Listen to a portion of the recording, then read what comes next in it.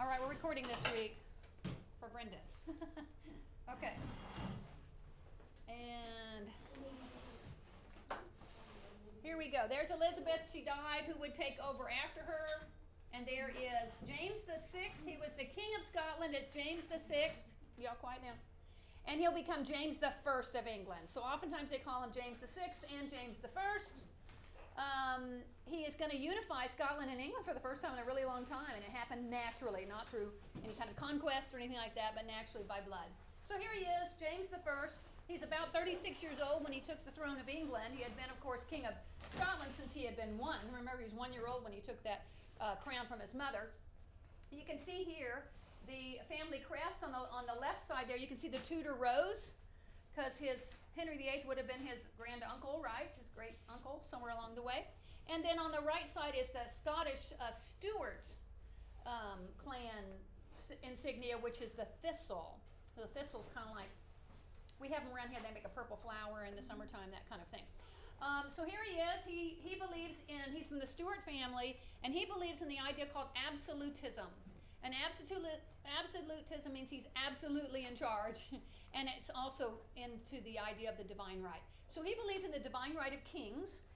Divine means from God, and so he believed that God had given him this kingdom that made him the king. And there are lots of Bible verses which will uphold that. So I agree with him. I think God did put him in charge. But he believed because God put him in charge that everything he did, said, thought, or otherwise conceived of was correct and true, because God put him there. And so he could say whatever he wanted, he could do whatever he wanted, and God would bless it. All right, but what if somebody's evil? That's trouble, right?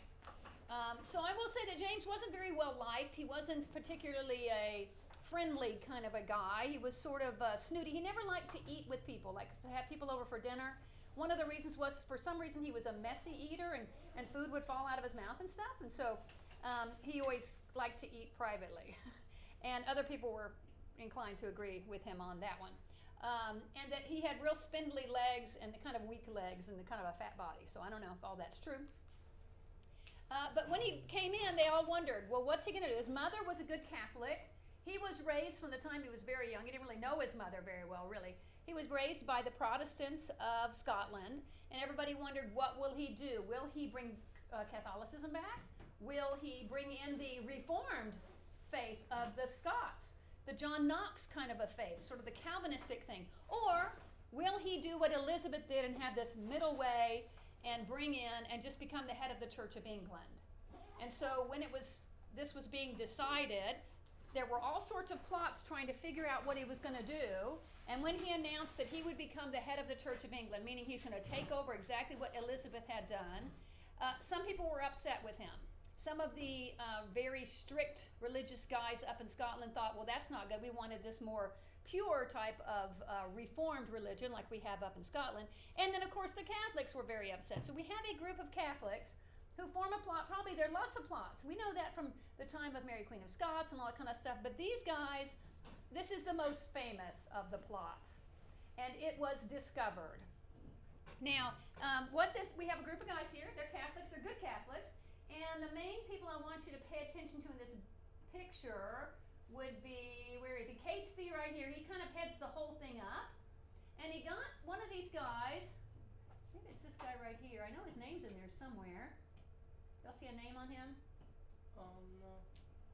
Anyway, his name is Guido Fawkes. Fawkes. And known in England as Guy Fawkes.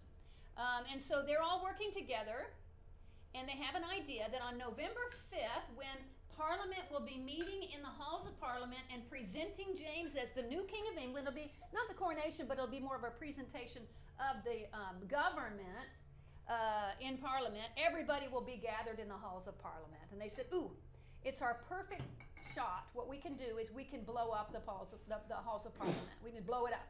So they had this plot to do that. And this plot is known as the gunpowder plot.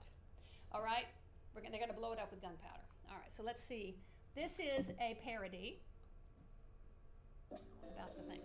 Slimy Stuarts. Everyone knows that Guy Fawkes tried to blow up Parliament on November the 5th. But did you know that he was just one member of a much bigger gang? In fact, there were 13 of them all together. Come on, folks. You couldn't have done this alone. Who was in your gang? I'll never tell you. Oh, we'll see about that. What? No, you don't laugh, I laugh. It was the plot that seemed unthinkable. Fox is the explosives expert. So we're going to blow up King James and his entire family at the state opening of Parliament? That's right. Any reason or just for fun? John Wright is the persuader. Because you're a Catholic and I'm a Catholic and the King hates Catholics. He seems to think we're always plotting something. As if. It was the plot that sounded impossible. Robert Catesby is the brains. So we're just supposed to roll 36 barrels of gunpowder down the Thames, sneak it into this rented cellar, wait for Parliament to open, then I creep back in, light the fuse, run away and blow up the King, and all without getting caught? Yes. Okay, just checking I had that down right. It was the plot that would surely go wrong. So I persuaded 12 guys altogether. That ought to do it, don't you think? You think we need one more? Couldn't hurt. I'll get one more. Excuse me. Would you like to be in a plot to blow up Parliament? Oh, yes, why not? But I'll just check my diary. When were you thinking? November the 5th? Yeah, I'm free. Fabulous. Well, that's 13 then. Isn't 13 an unlucky number? Oh, don't worry. I'm sure it'll go off without a hitch. Francis Tresham is the idiot. Hang on. My brother-in-law was due in Parliament on November the 5th. I'll just send him a quick letter telling him to take the day off. I'm sure he won't tell anyone. It was the plot 3, 2, 1. that went wrong. Oh. Horribly, horribly wrong. Fox's 13. What letter? What idiot sent a letter? Oh, no. Failing to explode on November 5th, 1605. You're going to be undrawn and quartered. Gutted. You will be. Okay, so if I send this to you, Brendan, that video will not be in there because the YouTube won't let me. It's copyrighted or something like that. All right, they failed. The gunpowder plot was a failure because it was discovered. But every year on November 5th, to this day in England, they have Guy Fawkes Day. So it's they remember, and they say this poem so all the kids know this. Remember the 5th of November, gunpowder treason and plot. I see no reason why gunpowder treason should ever be forgot. And they have a little sing-song thing they do. And furthermore, what they do on this day, on November 5th, they do fireworks, kind of like our 4th of July thing, and because it's sort of like the explosion kind of thing. And they also make an effigy. Do you know what an effigy is? Where you make a life-size model of Guy Fawkes, like with a head of paper, and then you burn it. Okay, because he ended up being executed for this crime, along with the other guys in the conspiracy that were caught. And they were drawn and quartered. So that's when they cut your body into pieces and send it north, south, east, and west, this kind of thing. So awful, awful right there. But they did fail, but it made it very clear to James, that there was plenty of dissent in his country. So he, therefore, became very, very strict about religious laws in England because of this plot and against Catholics. Other plots came along. We have Sir Walter Raleigh, who was implicated in a different plot to overthrow James. I don't know that he was actually guilty of it, but James certainly thought he was. Remember, he had spent some time in the Tower after Elizabeth was upset with him for having gotten married without her permission. You remember that? And he spent that time writing the book about the history of the world. Well, now he goes back into the Tower, but this time he didn't fare so well, and King James did order his execution. So at this point, Walter Raleigh does get executed on the block in London at the Tower, sadly. Okay, so I told you that James believed in absolutism, which is absolute monarchy or a despotic. So he's a despot. You've probably heard that word before. Despot. You should have a negative connotation associated with that word, and that's for sure. It's a type of monarchy in which the ruler has supreme authority, not restricted by any laws, legislature, or customs. In other words, the laws don't apply to him as they do apply to the rest of us. Like, for instance, in our country today, the president is under the same laws we are, right? He can't do things that are against the law, just like we can't do things against the law. All right, so here he is, Stuart England here. And one of the things he wanted to do was to improve London and the buildings and stuff, and he hired this guy. His name is Inigo Jones. It's an interesting name, Inigo. Inigo Jones was an architect, and he was going to build for him something known as Whitehall Palace. Up until this time, there was a place in that area, but they were going to improve it now with Inigo's design, and that is to make a palace that's not Westminster Abbey area and the other palace, the one that the Queen lives in today, right? But this is Whitehall. This is today what it looks like. I couldn't find a picture anywhere that didn't have a tree in there. I guess it's right there. And the palace was used to live in. Here's an indoor picture of it. So this is a hall, like a banqueting hall. And so what James did here, he really enjoyed having people, even though he didn't like to eat in front of people, he enjoyed having parties, and these parties would come and have shows and things like this. They would actually present a play or something like that. You can see up here on the ceiling, you're going to see some beautiful paintings. Maybe I'll key in on those a little bit. There we go. That round ceiling painting up there. It's actually, what's that called? The apotheosis of James. It shows how James is becoming the king and basically blessed by the angels. It's this really beautiful painting. And the painting is done by a famous painter of the time from the Flemish area, a Flemish painter named Peter Paul Rubens. And he has this, what is known as Baroque style. So we're entering into a new style of painting. It goes into Baroque. Now remember, we talked sometime about Caravaggio, right? Didn't we talk about Caravaggio? Yeah, and he was a Baroque painter. So that's after the Renaissance come the Baroque painters. And Peter Paul Rubens is one of those. Right here you can see one of his famous paintings. It's called Samson and Delilah, where they're cutting Samson's hair. Here's a painting by Rubens as well, called The Descent from the Cross, painted in 1612. And so this is almost quintessential Baroque. And if we watch the body of Jesus, his arm up like this, you can kind of see a swoop and then coming down like a giant S shape. That is the definition of Baroque, a big swirl kind of a thing going through that. Also notice our white color, we're drawn to that middle of the picture of Jesus there. And meanwhile, we have some dark colors over here in red in the middle that kind of attaches, keeps our eyes going in a certain degree. So we see that large S from the curve of the top of the painting to the bottom. So this is that painting at the ceiling top. Do I have it closer? No, this is it. It's called The Apotheosis of James I.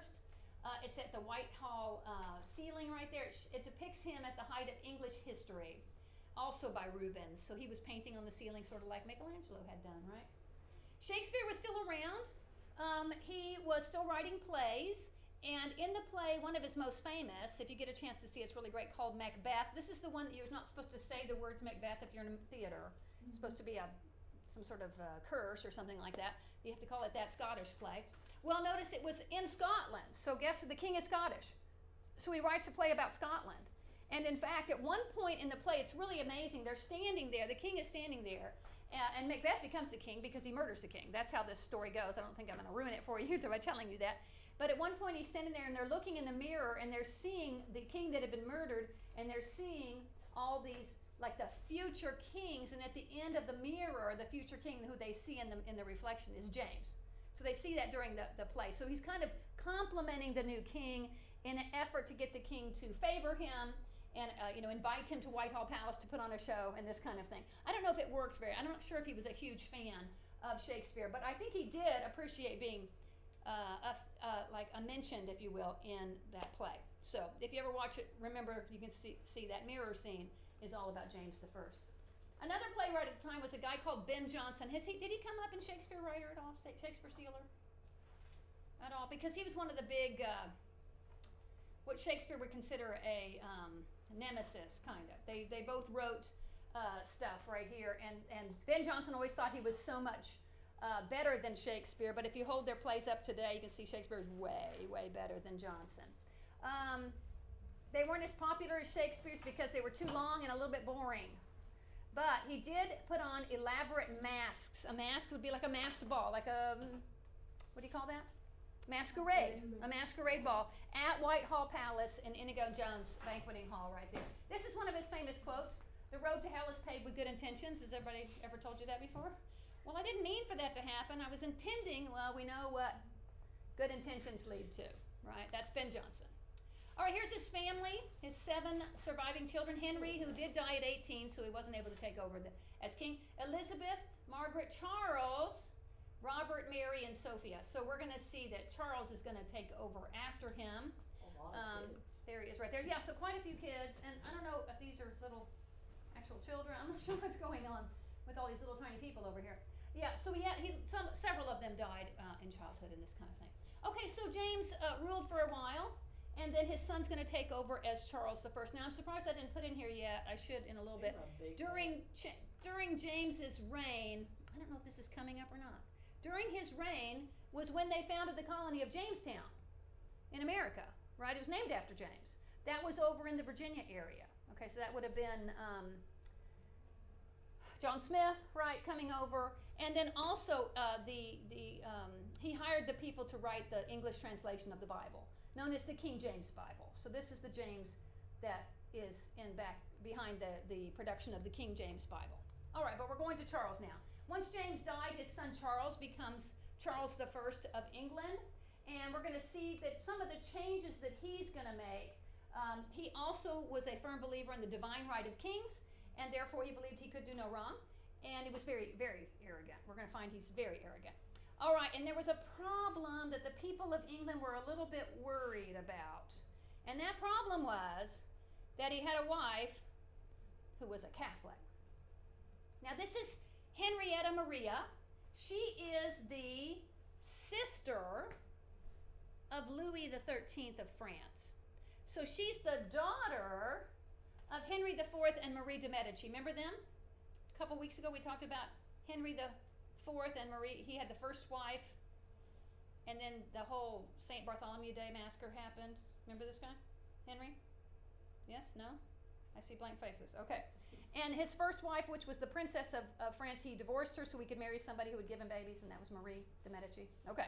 So this is their daughter, their youngest daughter, in fact. She's a devout Catholic. It says here that the state of Maryland's named after her because Catholics founded the state of Maryland. Maryland was the Catholic colony in America. Okay, so here she is. Her husband did not allow her to bring any of her Catholic retinue with her from France at first, but later she did bring some along, and she did develop that. So some people believe that she influenced her husband a lot to be more Catholic than he ought to be. So they were concerned that he was going to make the country Catholic again. He tried to assure them that he was not, but they had a pretty large family as well. So their firstborn son is Charlie Jr., so Charles. And then we have Mary, James, Elizabeth, Anne, Henry, and Henrietta. I don't know if maybe this is baby James right here. I don't know what order they're in. Look at that giant dog right there. Yeah, in the middle. So, St. Bernard. yeah, I'm not sure. Now, during the rule of Charles I, there was a court painter named Anthony Van Dyck, and here he is, who introduced, in fact, every painting, the painting we already saw of Charles I, and that painting I just showed you of the family, they were all painted by this guy. So Charles really liked him and said, please come be my court painter, I'll pay you well, and then you'll have a job, you'll have a secure job. So he did, he came and did that. This is a self-portrait that he made of himself. And we can tell all of the styles and things that were popular at the time based on Van Dyck's paintings. He did have a technique to slim his subjects and make them look really good by using a 1:7 ratio. So if you picture my head as like a sixth of my body, 1, 2, 3, 4, 5, 6, right? That's normal. But what he did was he made the head and then he did 7. So 1:7. So it stretched the people out, made them look a little longer. We're going to see that again in some future painters. But it was very lovely. People ended up looking really nice in these. He's kind of responsible for the style, including the mustache and facial hair there. So you can see here, I don't know if you can tell, they look kind of elongated, like they've been stretched out a little bit. And if I guess we measured, we'd see this 1:7. And we're also recording the type of clothes that were being worn at the time. This is a painting he did. I always thought that was kind of an interesting painting. And this is all Charles I. So we have a really great idea of how Charles actually looked. And he painted this because he was going to send it to a sculptor. So that makes sense now, right? A sculptor could see all parts of it, of his head. And so he could do that sculpture a little more readily right there to make a bust of the king. It's interesting how he's in different clothes along the way. He made it into an actual painting right there. All right, so 1611 is when the King James Bible is published. But remember, it was his father, James I, who commissioned an English version of the Bible. Have y'all read the King James version of the Bible? It's very formal but beautiful. It's just beautiful, like poetic. But sometimes we might find it a little difficult to understand because the these and the thous, the older language. So of course we've taken and have the New King James Version, which updates it instead of thee and thou, it's you and me and this kind of thing, you know. And then of course we have all sorts of other. But this is the first English translation. Remember prior to this when William Tyndale tried to do it and he got chased out of the country. And then the other guy comes along who always mixed up with Tyndale. Remember his name? He's the one that got put to death for it. He presented an English version to Henry VIII and got put to death for it. But now it is finally in the English language so people can have the Bible in their own language. He was a big spender. Here he is, another Van Dyck painting right here showing the glory of the king. And he liked to spend a lot of money on parties, on clothes, on the painter, on improving the architecture, you know, repainting, you know, any kind of improvements you might want to think about like that. So it turns out in order to get money, he always had to get the Parliament to release funds to him. It was almost like he was getting a paycheck from the Parliament. And he was started to have such an extravagant lifestyle that he became sort of less popular, and the Parliament were thinking, oh, we need to rein this guy in. He had a best friend. Here he is. His name is George Villiers.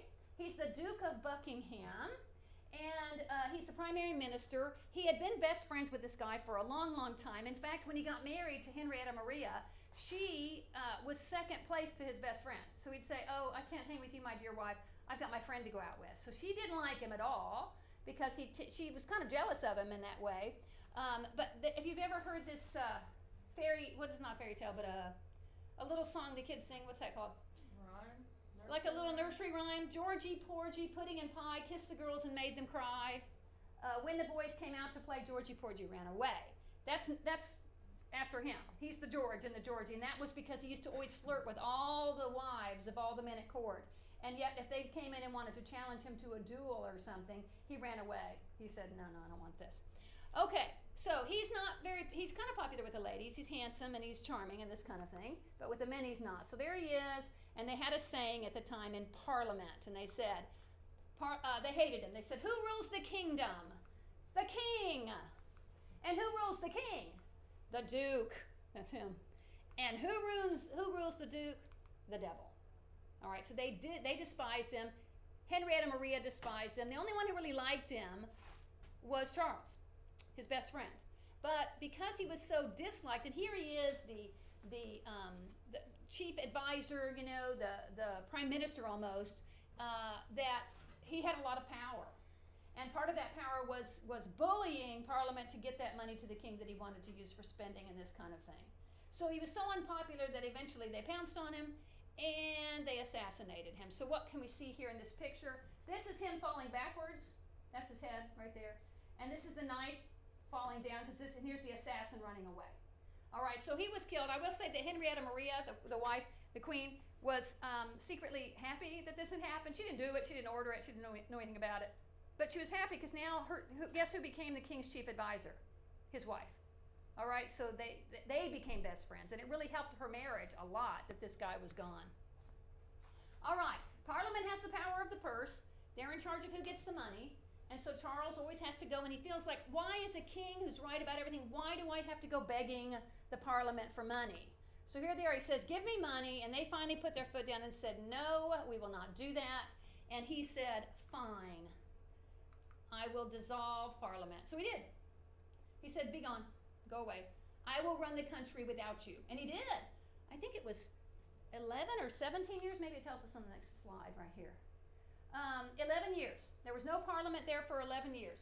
And how did he get money? By the way, look at this painting. See how nice that is? That's Van Dyck. That's classic Van Dyck, where the king is kind of stretched out, looking very, very handsome right there. So he collected something known as ship money. Ship money was a tax that was charged to people who lived at the port cities. And when a ship would come in, then the ship would have to pay. It's like paying a toll for a toll road. And they would pay that, and that money would go to the king. And so he started charging ship money to every town, even if they didn't have ships coming into it. They had to pay this tax. So even if you didn't drive on the toll road, you had to pay a toll tax. All right, so he started collecting. So he gets a little less popular with some of the people right there, but he is collecting a lot of money that way. And able to put on his parties. Now, there have been going to be some revolts now. The Scots revolt first. Their revolt was over religion.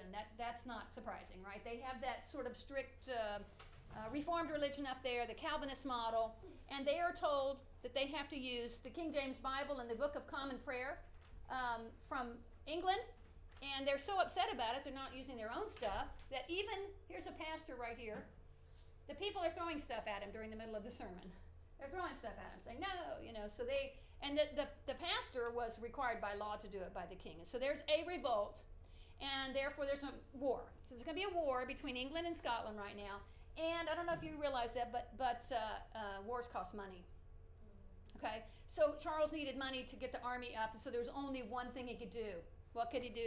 He had to call up Parliament.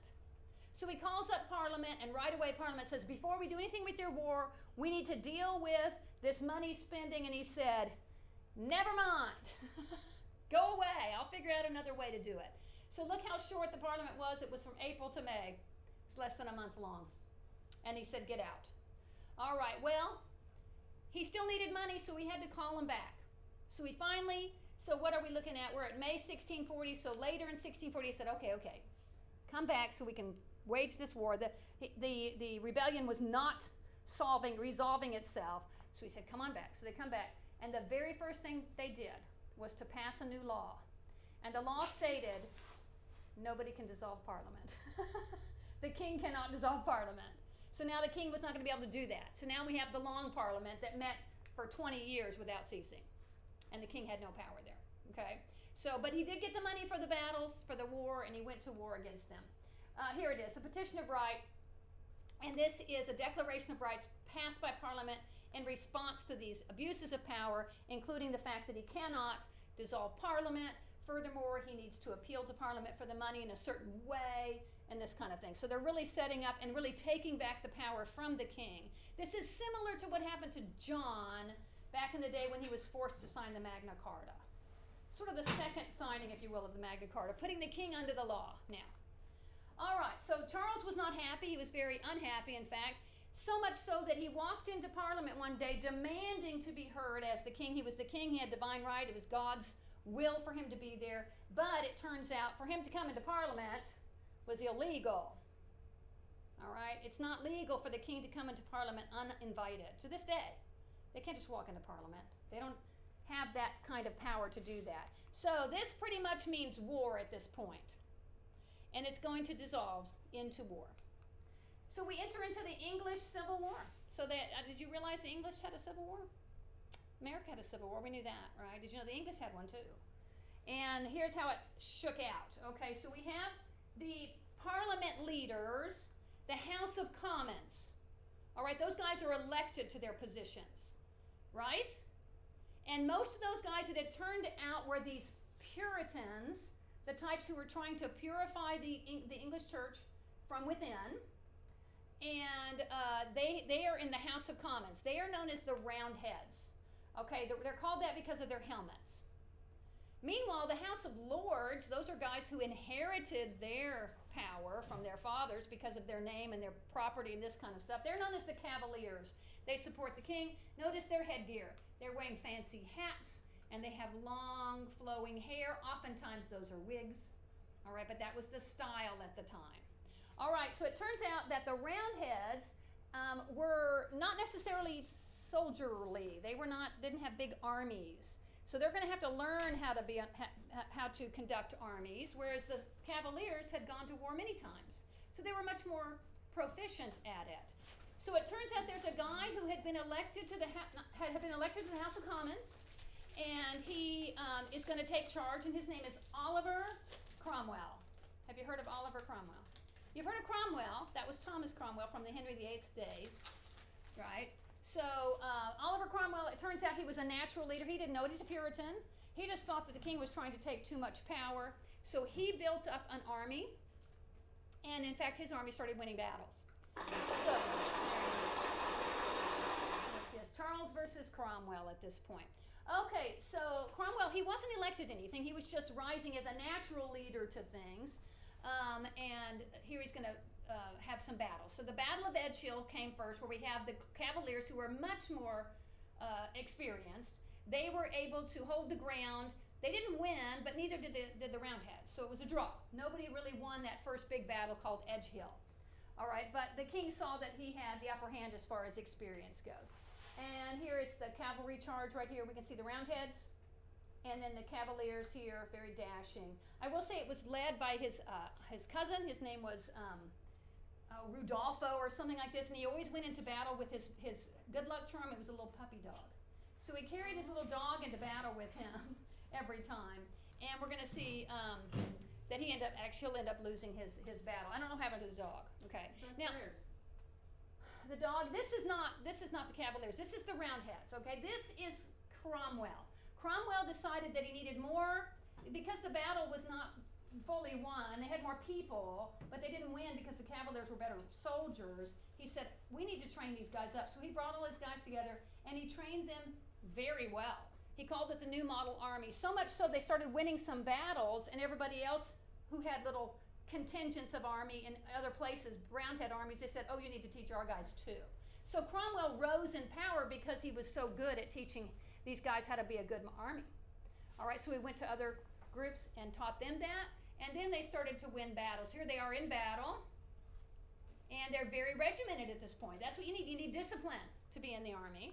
And then we have Marston Moor. This was an absolute defeat for the king. For the king's, he wasn't fighting himself, just his cavaliers were going in. They were defeated, and this is where the guy with the puppy dog was defeated at Marston Moor. He was not killed, and as far as I know, the dog was like, I don't know anything about the dog. I just know he used to carry him with him into battle, which is very strange. Oh, that was a stuffed animal for some reason. Yeah, it was. He thought it was a good luck charm. And then came Naseby, and Naseby was a big win also for the Roundheads. Now here we see this. I believe these are the Cavaliers who are, looking at the dead on the field of battle and thinking, okay, well we lost this one. This is not good. We need to regroup in some way. Here's Cromwell. This is what he really looked like. He actually had his portrait painted, and he's famous for saying because remember the painter always made everybody look so beautiful. I don't think this is Van Dyck. This is somebody else. Well, he's holding something. He's got his armor on, right? And at this point, he says, make sure you paint me realistically, warts and all, because he had warts on his face. And they said, warts and all. That's where that saying comes from. He wanted everybody to see what he really looked like. He didn't want to be made to be looking beautiful. All right, so at this point, we get to a time of the English Civil War where it's considered the first, second, and even the third Civil War. All right, so the first one was the king gave up the field. Okay, he gave up the field, and he ran to Scotland. Remember, his family was from Scotland, to get support from the Scots. But the Scots said, oh, yes, we'll help you. And then they made contact with the English, and they sold him back to the English. So the English now had the king in their possession. The Roundheads basically won the first, if you call it, English Civil War. And he was put in the Tower, taken well care of, and Cromwell spent so much time trying to convince the king to accept being under a constitutional monarchy. All right, in other words, you follow the rules and we'll put you back as king, no big deal, make sure Parliament does all the spending, this kind of thing. He refused to do it. He said, no, I'm not going to do it. I'm not going to do it.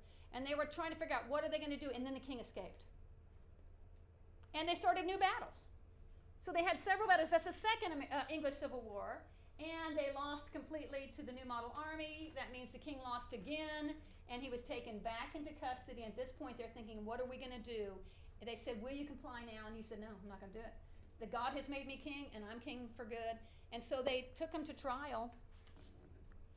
And I think this is the beginning of the trial. This is his mace that shows that he has authority. And they said, we're taking this mace from you. You do not have authority anymore. And so I will say that Cromwell agonized over his decision on what should be done. And they decided really the only thing to be done to be executed. They actually executed King Charles I. He's the only English king to be executed. Wasn't that one of the queens executed? Lots of queens were executed. Remember Henry VIII's wives, right? 2 of them at least. And lots of people. Cromwell, my famous guy Thomas More, all those guys were beheaded. So this is kind of a throwback to that time. But it's the king himself. So there are lots of people out there saying, yes, kill the king, kill the king. They chop his head off, they hold his head up here, and then the people are like, oh no, we just killed the king. You know what I'm saying? They thought they were for it, but then they really weren't for it. And everybody's thinking, what are we supposed to do now? Thousands of years of a king in England, we have no king. We just killed him. Remember, he had kids. He had children. We're Look gonna. at that guy on the left. This guy? Yeah. I think it's a kid standing on the shoulders of a dad. Yeah. This woman's looking right at us, thinking, what have we done? Yeah. So here's Cromwell looking at the body of the king, who's obviously got his head reattached there, and he's wondering, did I do the right thing? Cromwell was sort of like, it was difficult for him to make a decision, but once it was made, he said, okay, I believe God has given me this decision. I think God has told me to do this. And so once that decision's made, he's like, we're going to do it. And he really saw no other way. I think Cromwell gets a really bad rap, and we're going to see afterwards why, because later on what goes on. But I think he really was a very thoughtful man who was looking for God's will in his life. He didn't do everything perfectly because he's a human being. None of us do anything perfectly.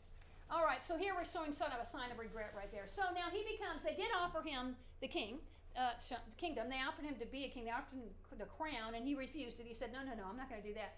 He said, but I'm going to be in charge, basically, but you're going to call me something called the Lord Protector. And as Lord Protector, he was a Puritan. So he was going to now instigate all the Puritan rules. So they banned bear baiting. Y'all know bear baiting, yeah? Yeah. You think it should be banned, right? It's terrible. What's Yeah. bear baiting? Bear baiting is you get a hungry bear, and he's chained and everything, and you just tease him basically, and you end up killing him live in front of an audience. It's It's like similar to bullfighting. bullfighting, yeah, where they kill the bull, right? Which is still done today, which I think is cruel. And they also outlawed Christmas. Christmas, they said Jesus wasn't born at Christmas time, and celebrating and giving gifts. That's not what Christmas is about. It should be a solemn occasion where we praise God for the birth of His Son. They said stop doing this stuff. It may be like, do you know some Christians who just do not do Santa Claus? I do. I know some who don't do Santa Claus, and I'm cool with that. You know, Santa is not a real thing. Oh, I hope I'm not breaking any hearts right now when I think Santa's not real.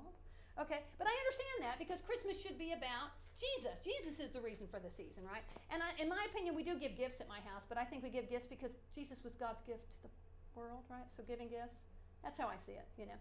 I see it as time of getting family together, but also thanking God. He outlawed taverns. Now, he did not outlaw alcohol. He, in fact, liked ale because at the time they needed ale and wine because the water sources were so contaminated. Ugh. So they needed to have ale and wine. But he outlawed ale houses, in other words, bars, because he said people are getting drunk and getting in fights, and yeah, it's just bad. It's bad news. And there were some debauchery kind of things going on. And then he outlawed theater. So Shakespeare outlawed. But I think by this time Shakespeare was probably dead. But he said, yeah, theaters are closed. Nobody gets to come to theaters. And then he said, okay, we in Parliament. So he is the head of Parliament. And so he goes back to Parliament and goes, okay, let's establish what we're talking about. They came up with the Westminster Confession of Faith. In other words, just presenting what indeed do we believe in. Every church has this, their statement of faith. Okay, and it would be the Puritans. So in other words, this is their way of reforming the church from within. They're doing exactly what they've been wanting to do for all these years. And then the Westminster Confession of Faith is fine. It's a fine document. It's good. Here's one of the Puritans who was in full support of all of this, and I'm not sure if he signed the Westminster Confession of Faith. I assume he must have. His name is John Bunyan. Have you heard of John Bunyan? Yep. Okay, have you read John Bunyan? Nope. During the time of King Charles, he was actually arrested. I don't have that. He was arrested and put in jail because he was a Puritan, and Puritans were not supposed to, they were supposed to be part of the church instead of separating from the church. He may have even been a separatist where he didn't go to church, and that was illegal. While he was in jail, he wrote this book, and that book is called The Pilgrim's Progress, which is an allegory. It's very, very good if you ever get a chance to read it. It's like an allegory of us as Christians and as we go through life and the things we encounter, you know, difficulties and things like that and how we deal with them. John Milton was also a writer at the time. He became Cromwell's secretary, and he wrote what was known as the English epic. This one's not as easy to read as the last one. It's called Paradise Lost. Have you heard of that? It's a very, very long poem, and it's all about the fall of man. So Adam and Eve, when they ate the fruit and they fell, and then the devil comes in and tempts them and all that kind of stuff. It's fantastic. It's absolutely wonderful. I've read it. It's just very, very long. And when I say epic, you know, we have an epic hero, and our epic hero, at one point, the epic hero is Satan, and Satan, the epic hero always falls, always fails. and he failed, right? Satan fails by rebelling against God. Then our other secondary epic hero, of course, is Adam in the garden, and he fails, right? So an epic hero always fails, like Achilles in the Iliad. Epic hero fails. Yeah. All right, there he is. Oh, he was blind later in his life, and it was his daughters that wrote down so he wrote the Paradise Lost in his head. I mean, and he spoke it out, and his daughter wrote everything down for him. So that's pretty brilliant right there. And if I might be remembering this wrong though, but I think it's right. He went blind because he was very interested in studying the sun, and he looked at the sun a lot, and it caused him to be blind. I could be mixing him up with a different guy, but I think it was Milton. Here it is. It's talking about a civil war in heaven, so he's kind of reflecting what was going on in the Civil War in England at the time. Okay, remember that Charles had a son named Charles. He had several children, and he had two sons, Charles and James. And here he is, when that war was going on, the second part of it, he had to escape the country. His father had been arrested by this time and was fixing to be beheaded. And he's leaving the country, sneaking out. And right here we can see he's hiding in a tree because this is showing any soldiers. No, somebody helped him hide in a tree when the soldiers were searching for him to have him arrested. And he was able to, this is supposedly the tree today in England. Notice there's a fence around it to protect it. And this woman right here helped him to escape. Here he is going across a river. Her name is Jane Lane. And she is, he's dressed as a commoner. He's not dressed as a prince apparently. And then here are the Roundheads searching for him. She said, no, we're going to go over this way. And he escaped over to France, where his mother had been from, right? Henrietta Maria was his mother. And is that right? No, this is Charles II. So his mother was also, I believe, a French princess.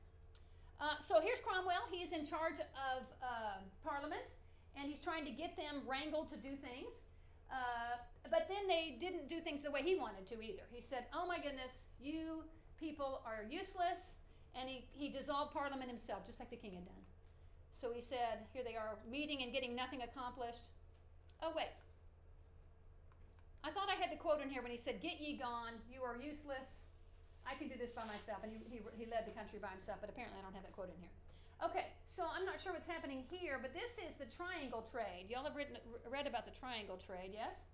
Where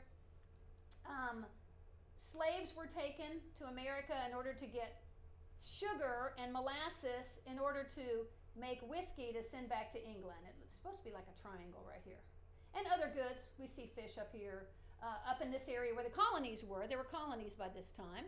And fish was a big commodity they sent home, and lumber, because England didn't have much in the way of wood, so they had lumber being produced. This was all happening during this time. All right, so we have the Dutch right here. His name is Von Tromp. He's kind of interesting.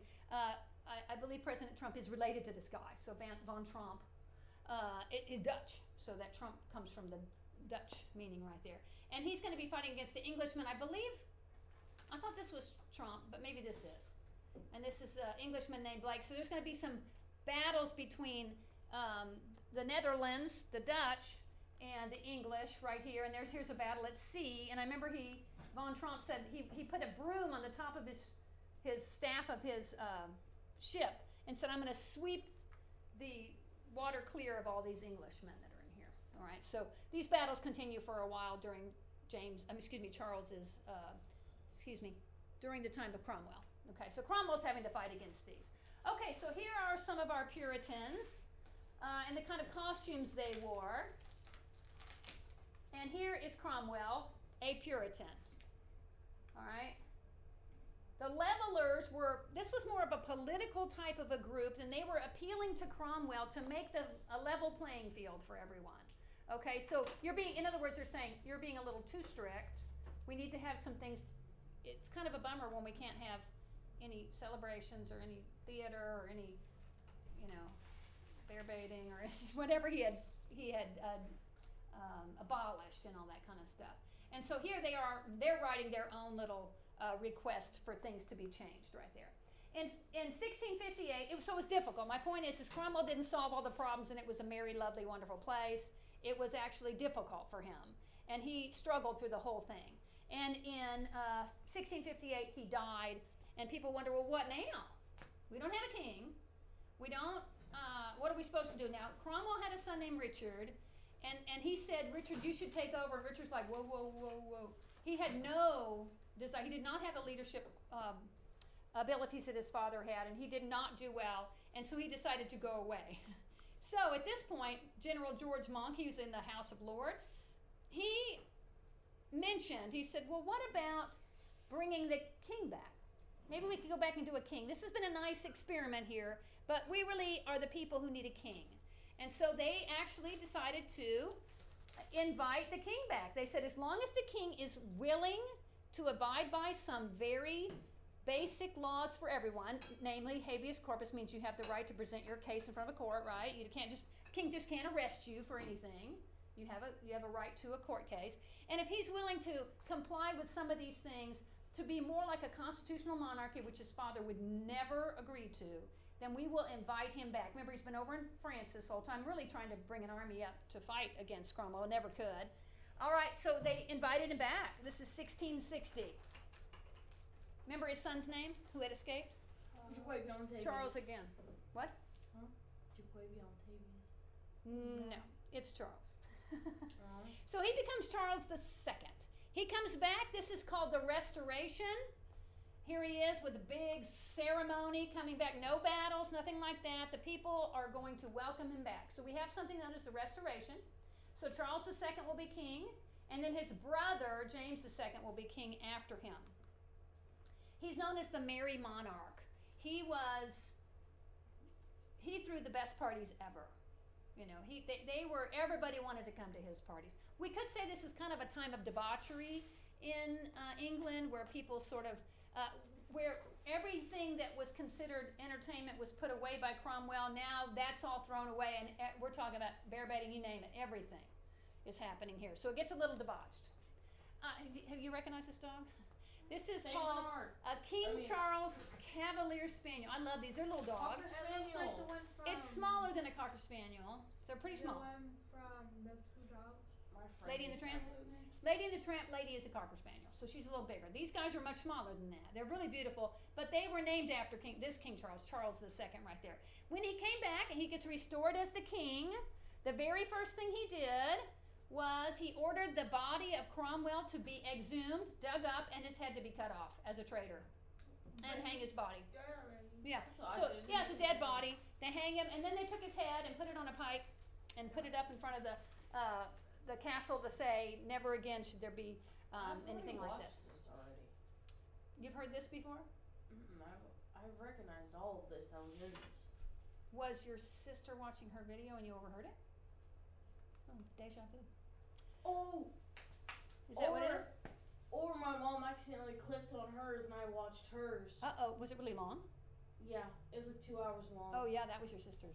And I saw like all these pictures Okay. and I was like, what is this? Yeah. This is and the video wasn't in there because they wouldn't let me put the video in there. Yeah. No, you had a different one. It was much shorter than that. It's only 45 minutes long, right? Oh. The one y'all had? Yeah, it wasn't very long.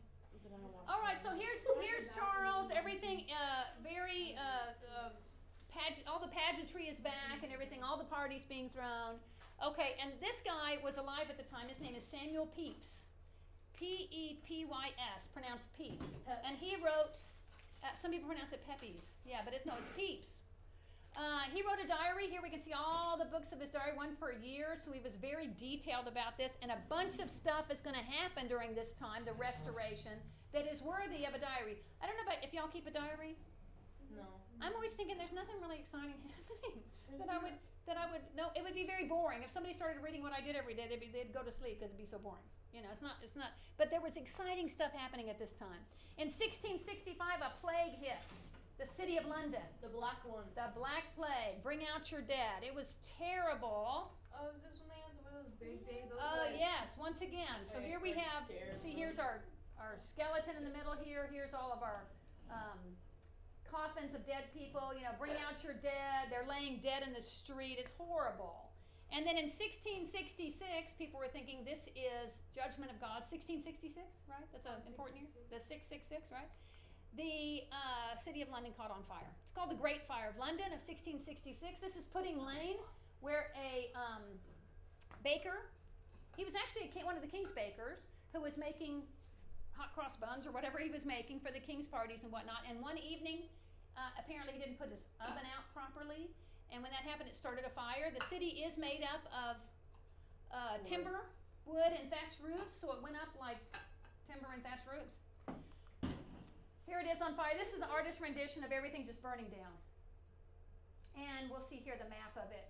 So it started here near the Thames River, and it spread Monday, Tuesday, Wednesday. So a good portion of the city was burned. This right here is an excerpt right here from Pepys' diary. It made me weep to see it. The churches, houses, and all on fire and flaming at once, and a horrid noise the flames made. Okay, so that's Pepys. Now the king actually showed up in the city and helped put the flames out. He was on the bucket brigade helping do it. So that you can speak a lot for the king having to come from his palace, which was not threatened. He comes out to help put out the fire, which it does eventually get put out. Didn't it burn out all the rats, which like It destroyed did. the plague? So it ended the plague. So that was the good news that came from it, is all that fire killed off the rats who had the fleas, and the fleas that caused the plague. So now the plague is over. Meanwhile, the city's leveled to the bottom, and Charles goes about. He hires his own architect. Remember, his grandfather had used Inigo Jones. His will to rebuild another. Yeah. It almost reminded me a little bit of Nero, except he didn't cause the fire, right? Remember, Nero rebuilt Rome. So now he's going to rebuild London, and this is Sir Christopher Wren, W-R-E-N, is going to build a brand new St. Paul's St. Paul's Church in London, and here is what it looks like today. And it actually survived the bombings of the Nazis in World War II. So It looks like our capital. a little bit, yeah. It's a beautiful place. It's got a lead dome right there. Okay, Isaac Newton is living at this time. He, in fact, was one of the people who left the city in 1665 because he was wealthy enough to have a country home to go to, so he got away from where the plague was. And he used this time to develop his most famous theories, his theories of motion, his laws of motion, and his theories of the universal law of gravity. But look here, I have a fundamental belief in the Bible as the Word of God, written by men who were inspired. I study the Bible daily. Opposition to godliness is atheism, and profession and idolatry in practice. Atheism is so senseless and odious to mankind that it never had many professors, not yet. Yeah, strangely, they'll take his words and turn them. So this is where he came up with the idea of gravity, the apple falling, and the fact that the apple falling to the ground is the same thing that keeps the moon going in orbit around the earth. And that's the universal law of gravity. Here we see the apple dropping on his head. We don't know if that actually happened, but we do know he was in the country at the time. And also the other things he developed, optics. He did a lot with light, dividing it into its colors there, and stars and all sorts of stuff there. Let's see, laws of motion.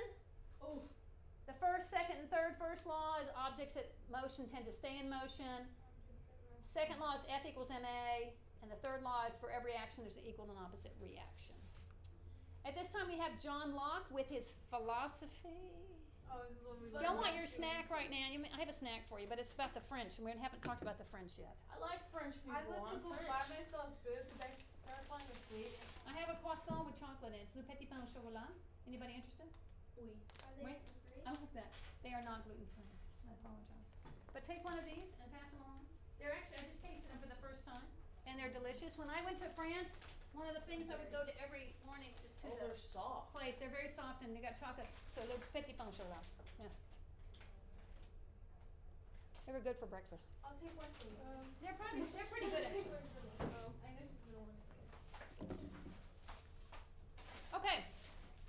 So John Locke believed in a couple of things. Empiricism is the idea that our senses can see something, and we can know it's true because our senses felt it, saw it, tasted it, that kind of thing.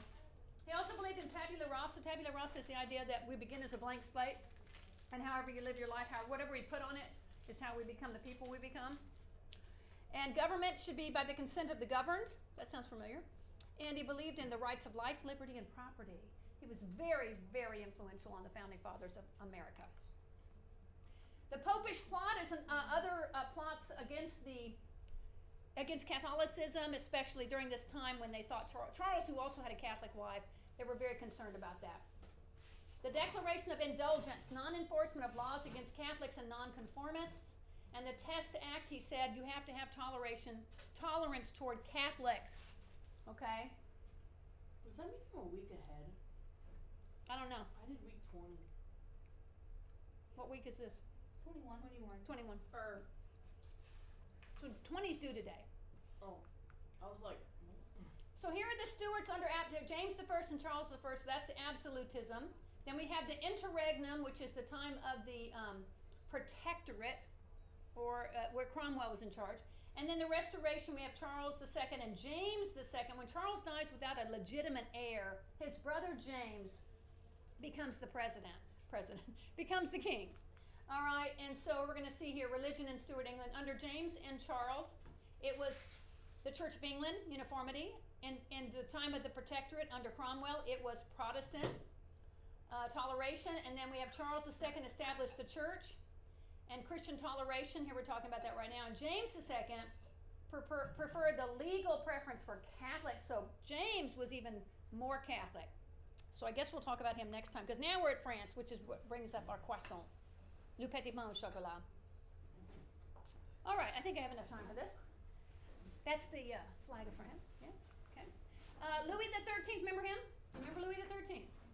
Remember Marie de Medici, his mother, and his dad was Henry IV. This was the second wife. That whole deal. Remember his sister is the queen, is James's wife. I'm sorry, Charles's wife. Charles the First wife. Okay. His mother's Marie de Medici. His teacher and like in, confidant, all that is Richelieu. This was the Three Musketeers and all that business. Yes. are you sure? Because this packet has like Chinese people in it. Yeah, I know.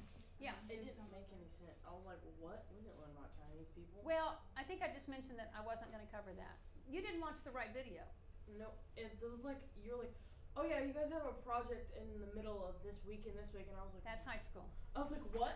Yeah, that's high school. Right. I was like, Okay, so the minister is Richelieu. And remember, he helped win the 30 Years' War. Remember all this? Yes? Okay, talked about that last time we were together. Oh wait, I didn't talk about this on the recorded one, did I? Did I talk about this on the recorded one I lecture? watched, yeah.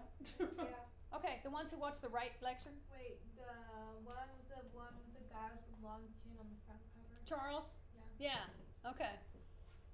That was us, right? So I'm Yes. thinking now, you, and you all have an older sibling in that other class who could have accidentally watched the long video, right? Okay, I watched Well, the I one. have- It was all about the last week. Okay. It was 2 hours long. No, that was the high school one. But it Yours was not 2 hours. It was about week 20. That It was wasn't 2 the- hours. It was maybe 1 hour. The one I watched was like 2 Yeah, hours it was long. 45 and it was minutes. like, The one that I watched was This 45 stuff. minutes. it was like 5. 45? I thought it was like I 45, started- 48 minutes, I something like started that. it at 5. Gracie, and what it was ended it? at, like, 48 8 minutes or o'clock. something? I don't know. You just watched, but you did watch the right one? That's so funny. All right. Well, and maybe we talked about them. The 30 Years' War on my, I recorded it. I can't I remember. think so. I think we did. Okay. Yeah, they went We through, read about it. and it was 30 years long. It was Yeah, it was there's 30 years a- ago when they threw out the people. The defenestration of Prague. Yeah, that There whole was cool a thing. video that I had that you like it was like a halfway in there, and it was like a video, and then it like copyrighted it out. That's the one I just showed you about the Yeah. gunpowder plot. That was early. Yeah. All right. Now, Whenever Louis. Okay, yeah. Yeah, Louis XIII. Remember, his mother was in charge of his kingdom until he became of age. Now he's got a wife. Her name is Anne of Austria. 4 stillborn children. She didn't have any children surviving birth. And Louis was getting very, very concerned at this point. And so there was put out, wanted a miracle. There was this big countrywide, they said, you must pray on this specific day for God to bless the king with a son.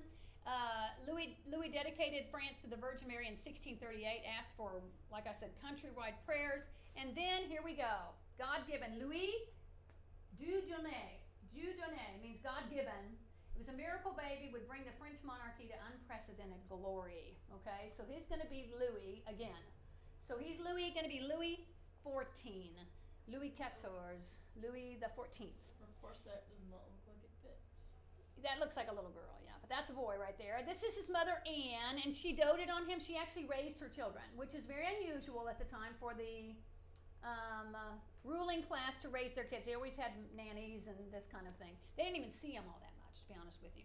They were busy with state stuff, but no, she was so grateful to have this child that she spent all of her time with him. Now, his teacher, Richelieu, had died at this time. This was his father's teacher and his minister. And so now, Louis the 13th died when Louis the 14th was only 4. Okay, so Louis died. Now Louis the king. He's only 4. He's going to need someone to help him rule the country because a 4-year-old can't do it. Mama's going to step in. There she is. So she's going to be the queen regent, and she's going to need another teacher. Instead of Richelieu, who ended up taking over pretty much altogether, we're going to have a guy called Mazarin. So Mazarin's going to take over as the chief minister and the tutor, the teacher for the boy and this kind of thing. All right, so there's some unrest going on in France at the time, and there is a protest. So protests are normal for human beings, right? We've had protests in America. That's part of our government that says you are free. We have the right to protest as long as it's not violent or breaking any laws. We can protest. We can carry our signs and do whatever we want. So they have similar things in France. The people are getting upset because several things happened. There were some droughts, there were some expensive wars, so lots of taxes were going up to pay for expensive wars against England mostly. And so the nobles at this point and some of the townspeople rebelled against, they thought Mazarin was getting a little too powerful with the boy king. They didn't really blame the boy king so much as they blamed Cardinal Mazarin. In fact, there's going to be some rebellion against the Catholic Church in France at this point. A little bit of rebellion against the religion part of it. And so there was an uprising. It was called the Fronde. The Fronde refers to a sling because the people were using that kind of weaponry. Slingshots, rocks, maybe pitchforks, stuff like this. No guns or cannon, nothing like that. But it's just like an uprising of the people, and things get thrown in these type of situations. Here they are building up a barricade in the street. Paris is going to become notorious for barricades being built up in the street. Has anybody seen Les Miserables? You have not seen that? Oh my goodness. It doesn't happen at this time. It happens later than this time. But it shows another time when they're putting up barricades in the city. It's just famous for barricades forming inside the city. Yes? I read the first chapter of the book. The book that's this big, there are like 2,000 pages now. Whatever, it's huge. It's a huge book. I have it on my little reader, and I'm like, and those pages are even smaller, so I'm like, oh my goodness. So I've gotten through like maybe 6 chapters. So I'm kind of with you on there. But it's good. The movie is fantastic. So it's a very, very good book. But it's about putting up these barricades. They always call them barricades right there. And so Louis is young, right? He's still young at this point. He's probably about 6 or 8 at this time. Here he is. They end up putting down this rebellion successfully. But Louis says, never again. Never again. How old is he? So at this point, he's younger. I'm thinking he's around 10 or so when this took place. And he says to Mazarin, he says, we will not let this happen again. So he puts down an iron fist of the law, and he said, no more protests. You can't do that anymore. You can't come into my city, Paris, and do that. So he's very, very strict. He gets to a point kind of like where he doesn't really like the people very much, that he rules. He doesn't like them very much. He thinks of them as ingrates because they came and protested, right? So here he is. He's victorious. This is him having himself painted as Jupiter or Zeus, right? Notice he's holding the... It was like bacon. It's supposed to be lightning bolts right here.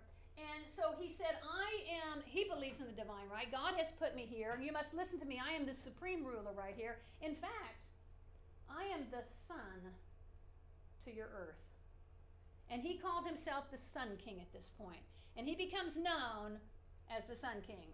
He will live for a long, long time. So next week, so here's what I am doing, y'all. This is week what, 21? I'm breaking this into 2 weeks. All right, we're finishing right here. The second half of this I'll cover next week. And I think it mostly has to do with Louis and what was going on with Louis XIV. So week 21. So that means week 21's not due next week, but the week after that. Unless you want to do it and turn it in early. There'll just be stuff about Louis that we haven't learned about yet. Okay? And that's it. I'm done with you.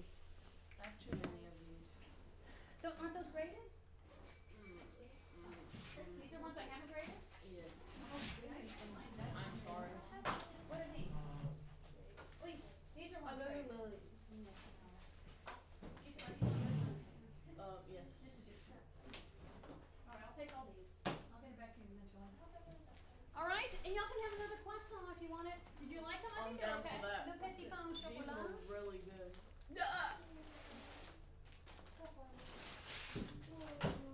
Now you wouldn't want to accidentally watch the high school presentation this take week. Oh another my one. goodness, it's all about philosophy. It gives Do me you a know headache. what we learned in like science yesterday? And what? Science have to watch the video. When it's just going like this. Bro, this is so good. Where'd you get these? HB. In the aisle? You know where I got it? You know where they like, have little Debbie snacks and stuff? You know what I'm talking about? The little Debbie snacks? They were over there. And they have some with vanilla inside, but I thought chocolate. Du petit pain au chocolat. Oui, oui, oui. Tu sais bon? Moi, moi. Chocolat. It's just very bueno. C'est bien. C'est très bien. It's French, not Spanish. Not from Spain. You don't have your backpack. All right, y'all. See you next week. Have a good one. You too?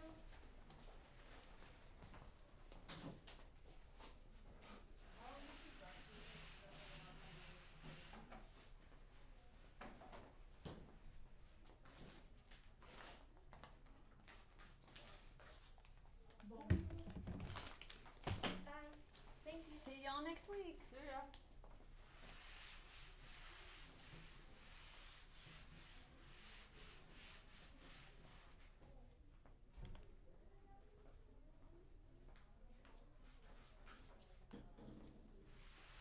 Hey, knock knock. If I was loud in the hallway, I apologize. Did you hear me in I the didn't hear a hallway? thing. So Wyatt has a sinus infection, and he's had one for a while. We're pretty sure that we've already had COVID like over Oh, the summer. seriously? Okay. And so I wasn't real worried about it, but he just kept having a headache and stuff, and so I sent him to the doctor. They had him wait an hour and 15 minutes to give him a COVID test. It took 10 seconds, and then sent him home. Never checked him for sinus infection, nothing, and charged me $200.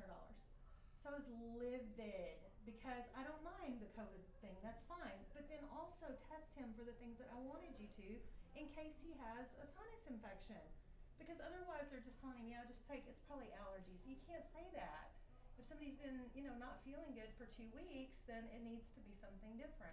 Okay, but to assume that everything's COVID is wrong. That's not I medicine. agree, but that's It's what not you do. medicine. If you go into one I of can these understand clinics, right? I mean, I'm counting it out. I understand that. right, But if that's, you assume everything, that's lazy and I medicine. love the PA there, so I'm a little aggravated that I'm gonna have to get feisty. But I did tell the woman that I was talking to, I said, look, I'm not mad at you at all.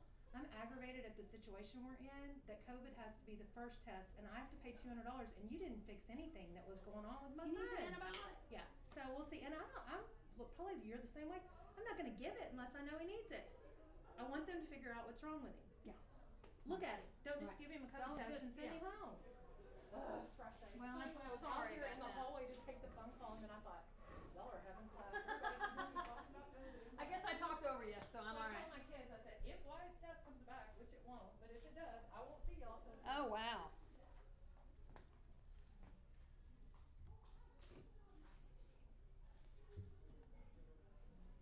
Oh, sorry about that.